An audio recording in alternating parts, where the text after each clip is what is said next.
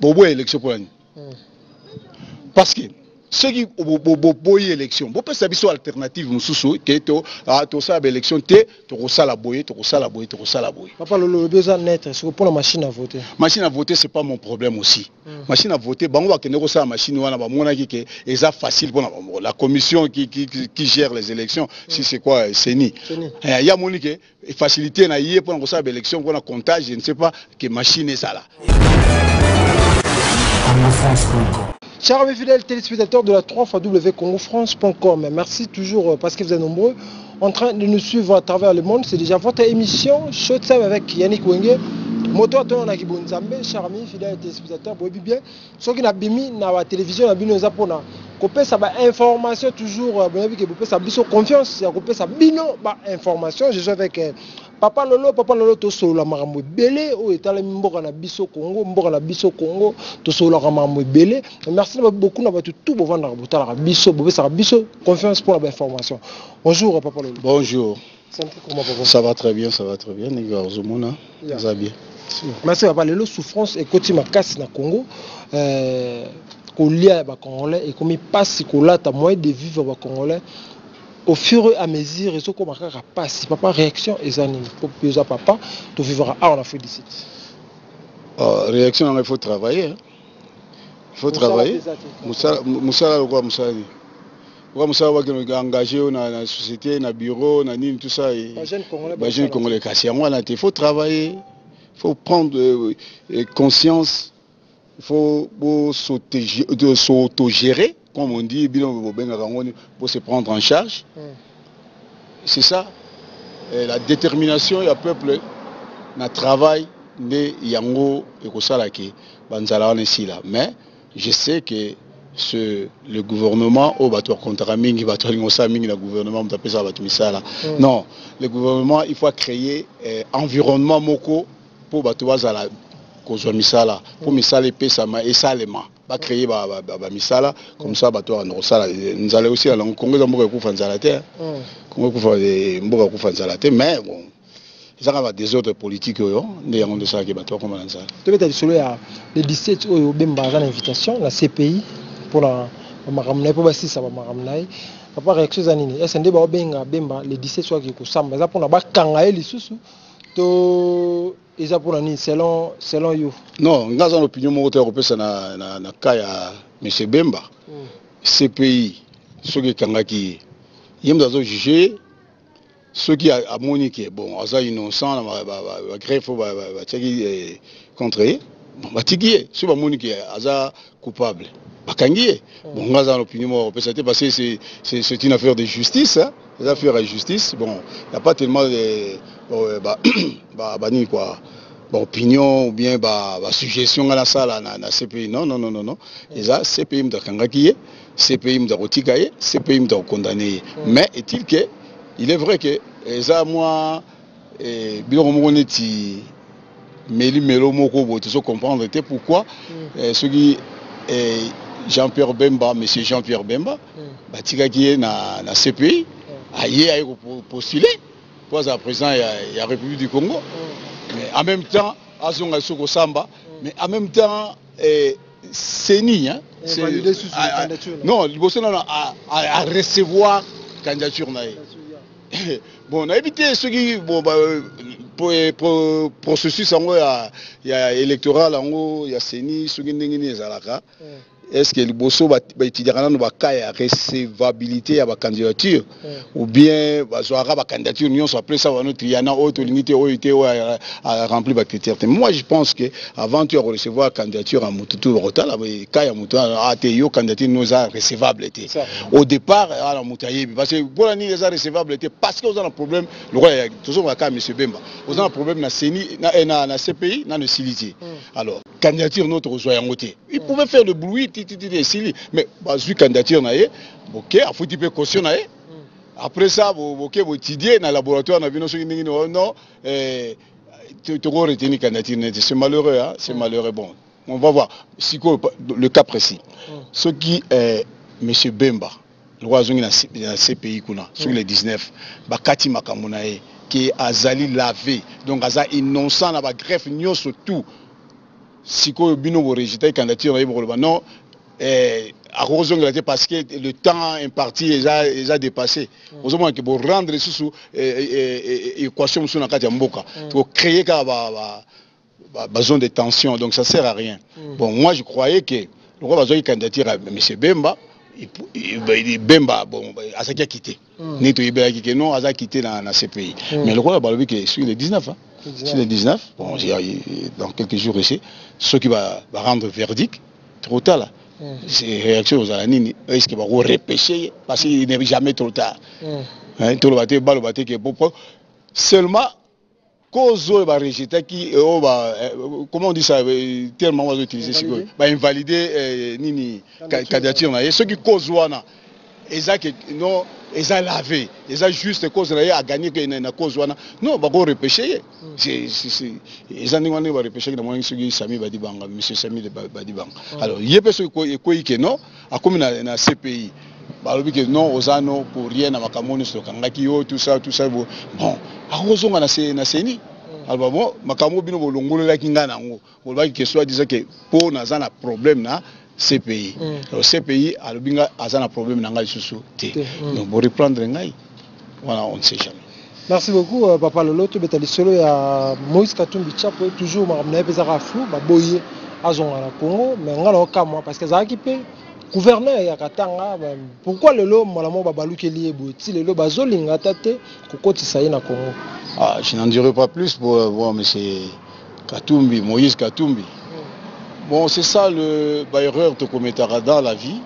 Parfois on se croit, tu as le moyen, tu vis bien, surtout,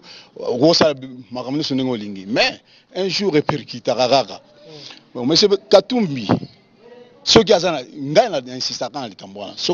double nationalité, en tout cas, na Congo, Aza, personne non grata.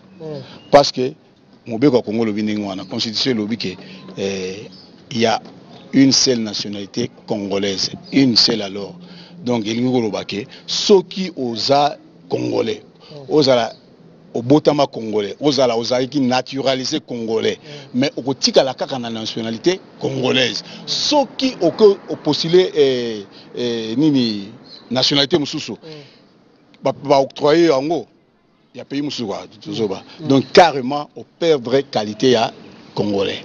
Et ça donc le fait que na commis sud-africain automatiquement aux sous congolais et ça te connaissez on a que nos démarche pour on a que ne ba longola été na za boté sur zuka ka mususu aux sous congolais à moins mais mawa ba nga pesa mususu ba nationalité ba devenir citizenship bon mususu atali boye on a refusé ni na condition zalaki que sur niveau de nationalité sud-africaine na naturalisation quoi. Il faut rejeter première nationalité na yo. Tu vois non on a rejeté on a été na nationalité na ngai. Au limite bon ça va le ko tika na nationalité na yo biso to pesa batumi balé nationalité mi balé. Alors tika na nationalité na yo reçoit il y a South Africa. C'est la même chose au Congo. Mais et le réseau ça la flou, on ne comprend pas.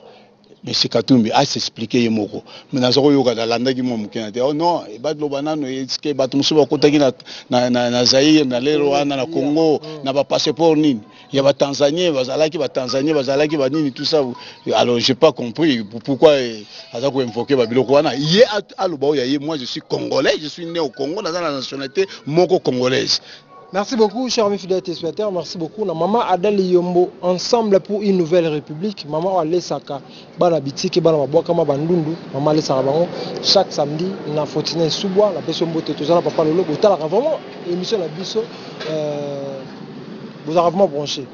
Papa, vous avez habité la minute pour na Moïse Katumbi, donc ça, Congo a raison de refuser. Non, dans le but que Congo a raison, je ne connais rien à dossier à Katumbi. La vérité, quoi, si je peux dire ainsi.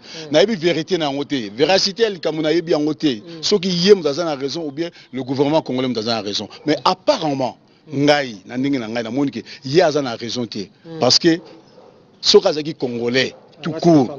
Hein? Ah non, se défendre. Il y a une instance belée, droit de l'homme, tout ça, tout ça. Mais il y a quelque chose au clocher où il y a Zolobati. Alors, il y a une nationalité, il y a une nationalité italienne, tout ça, Zambie, tout ça. Je ne sais même pas. Il y a un belé. Pas tantôt, il y a un passeport zambien, tantôt, il y a un passeport israélien, italien, tout ça. Il y a un Zolobati, mais il y a un alors, un jour, j'ai vu,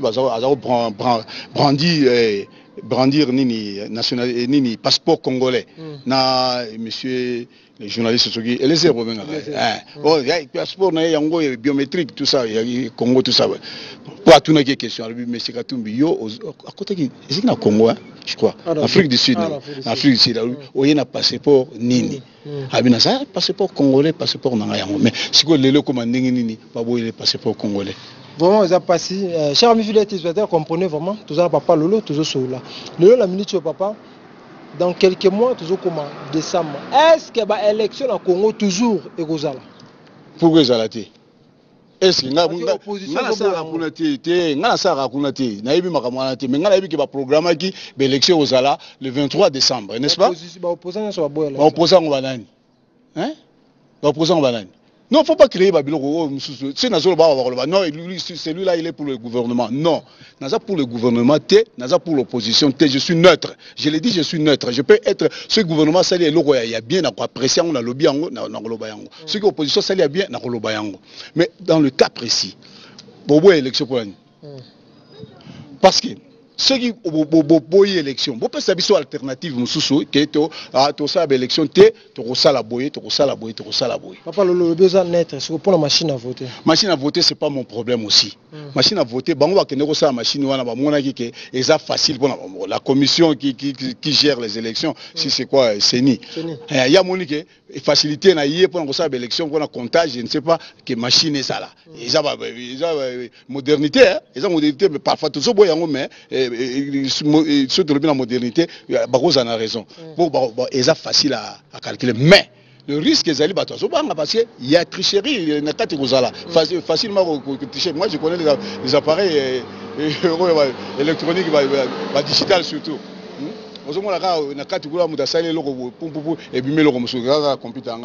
Parfois et le moment canagité au moins le roi alors bango peut pas triquer na ndengwana et loko crainte ezana na niveau wana mais si vraiment comme j'ai essayé de comprendre na explication sur la ça si balobi ke ba la machine ezali pona ko pimisa fichier ya mutu batie kuna ye obotie a papa Lolo ye nga na pote papa Lolo et fichier bimi pou et bimi na izui na kangi papa Lolo na tie na urne kuna mais ce que ça ndingwana bo et loko ni mosobangila botika machine ba compter sur machine te makama compter machine ezati to que nous compter kana ba papier ba batie kuna hein to compter kuna parce que ça serait la même chose pour nanga ça serait la même chose sur motaye à côté kuna a commis aye ko tia na nini wana c'est la même chose sur machine réellement ba lobi que machine ezali o tieka ka boye et longa moto yo linge bimi ozu papier wana on continue na urne kuna là ça va to compter machine te to compter na ba urne alors ouais le mal maintenant merci beaucoup ba congolais nyonso ba lobi ezane Kabila alati masque ya Shadari. Donc, si Shadar est dans le Congo, il y a Kabila dans le Congo. Oui, c'est possible. C'est possible parce qu'il y a un mouvement là-bas. Mais pourquoi l'opposition s'agit de même thé? Pourquoi l'opposition s'agit de même Vital Caméra Kabila a pas de trouble. Non, ceux qui Kabila a tindi à trouble. Batu bosu bazali. Bosa na opposition bovandi botidi même tu alobi batindi ba trouble. Ba sala raté que obimisa ndenge bango ba sala kawana. Te aye po sala boté ba tidi ka mutu bovandi. Boke ba sage moko bo se réunir place moko ya kinso ki ndenge balobaka. Botali likamwa mutu ango mutu ayena ni bo analyser.